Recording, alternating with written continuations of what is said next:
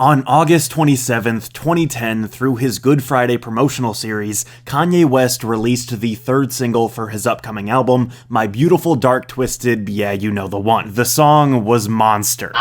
Produced by Mr. West, Plain Pat, and the consistently overworked Mike Dean, this is one of the few high-profile rap songs that you'll see a horrorcore tag under due to its creepy aesthetics. Definitely influenced by Michael Jackson's Thriller, the track is sort of a hip-hop scary movie in 6 minutes. We get eerie lyrical references to a variety of morbid topics, but I'm getting ahead of myself. The production also brings a sinister atmosphere with its dark, staggering drums that make you feel like you're being chased, anxiety-inducing strings that might take you back to the shower scene in Psycho, and then with 6 people on the track, you're being surrounded on all sides. Justin Vernon of Bon Iver provides this scratchy lullaby of an intro that sets the mood perfectly. There's this villainous twang to his voice, and I would love to see footage of him recording this. You can really tell that he understood the concept and tried getting in character. I shoot the lights out, hide till it's bright out. Oh, just another lonely night, are you willing to sacrifice your life? Followed by samples of a blood-curdling scream and a vicious roar, you're dropped right into the scary movie. Rick Ross comes in for a very short verse, but his delivery is gruff, and his lyrics are threatening but fun. He's basically just helping set the scene like Justin, and he does a decent job. Kanye delivers this boisterous chorus that doubles as him bragging about his own greatness, and also in a post-Taylor Swift VMA moment world, he's acknowledging his status as the media's go-to bad guy. With plenty of aggression, his use of that chilling title word, and repetition of lines that are rather intimidating, he's keeping that horror theme present, but that's all it is. Spooky is the general vibe that everyone's contributing to, like I said before, but in reality, it's a rap song about being a monster on the mic. And that continues in Ye's verse. Best living or dead is bragging, but hearing the word dead obviously adds to the atmosphere. Same with eyes more red than the devil is, and then many bars later, we get some very funny zombie wordplay as well. Boastful, arrogant bars, and then a few subtle references to keep us in line with the scary stuff. Moving on. A couple minutes down the road, we get what's arguably the best, most iconic verse of the 2010s. Nicki Minaj's part of Monster has taken on a life of its own. There are classic videos of her fans rabidly screaming the lyrics during live interviews. Climate!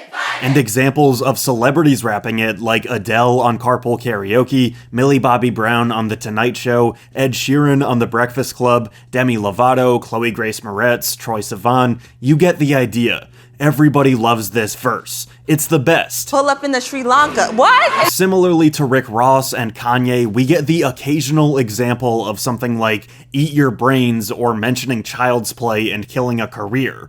Subtle, few and far between scary stuff, mostly fun talking about how cool your life is stuff. Justin Vernon and Charlie Wilson have a nice outro with an ambiance like the intro, but we're missing one thing.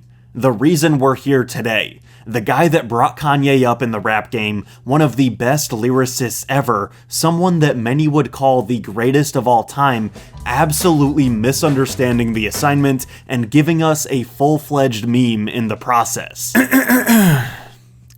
Sasquatch, Godzilla, King Kong, Loch Ness, Goblin, Ghoul, a zombie with no conscience.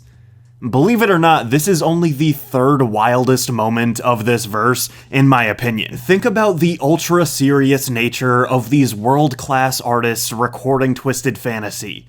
Kanye's flown every top-tier producer to this island in Hawaii. There's a list of rules to be followed when you're in the studio. Everybody's wearing suits and ties. They're here to make the best rap album of a generation, and they mean business.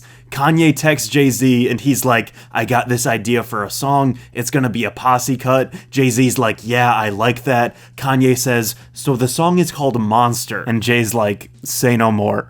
I'm almost done with the verse. I got it. Be honest. How many monsters do you think Jay-Z originally wrote down when he was coming up with these lyrics? He mentions 4 specific monsters that have their own lore attached to them, and then 3 more in the next line that are generic categories of monster, but he does mention vampires later on, which are also generic, so we have this 4-4 perfect balance of famous monsters and unnamed monsters. That seems too perfect and planned out for him to do that off the top of his head. At the very least, I'm imagining some massive list of monsters. Maybe they split it into 2 categories. Maybe Beyonce was on Pinterest. Who knows? P.S. I need to mention that over the years, people have made plenty of jokes involving all the monsters that Hove did not name. And my favorite is from this Reddit post featuring artificial intelligence Jay-Z that I think is the original from the user Soulless Giraffe. You sound like Freddy Krueger, the Babadook. Before we move on, and yes, I'm going to be annoying about all of this,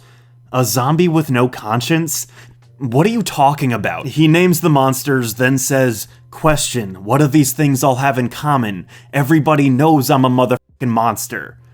Which, yeah, what they have in common is that they are monsters, but then saying, everybody knows I'm a motherfucking monster is not an answer to that question. That'd be like if I said, Bowser, Michael Scott, Santa Claus, Mr. Krabs, what do these things all have in common? Everybody knows I'm a motherfucking boss.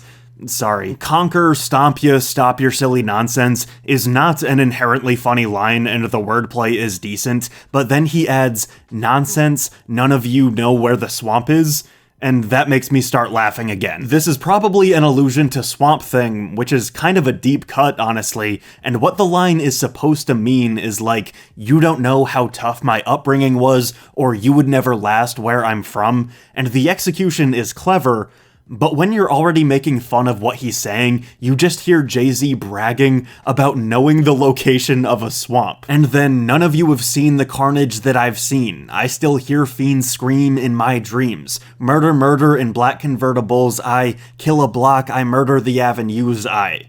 This is good. Words like carnage and murder, talking about nightmares, getting braggadocious.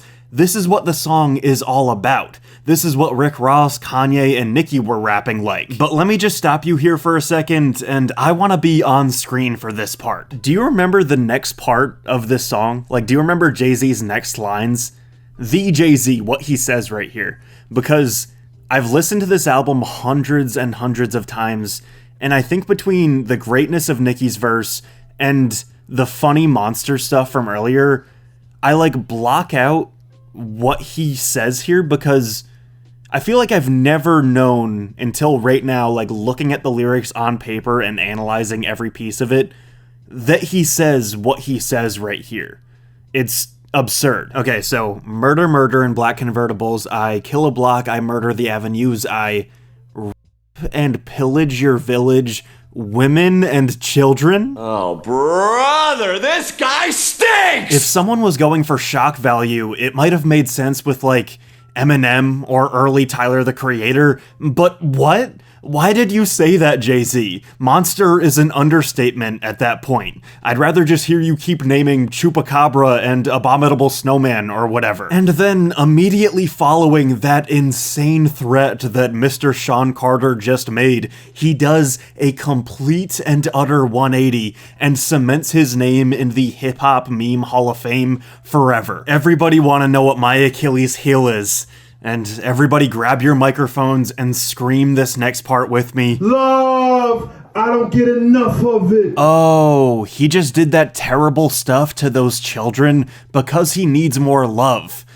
Well, that makes sense. Everything's good now. This is the pinnacle of the verse, an M. Night Shyamalan twist that truly and utterly makes him a monster for thinking that this was good writing. The rest of the lyrics aren't very funny besides when he talks about vampires sucking him off, but the craziest thing to remember now is this is near the middle of the track. The award-winning best verse of the 2010s is after this. You throw on Monster and it's like, wow, I still can't believe Justin Vernon's on this song. That's a nice intro. Rick Ross is cool. Kanye does his thing. Then, oh my god, what are you talking about? You are one goofy, twisted individual. I don't know how you ever came back from this.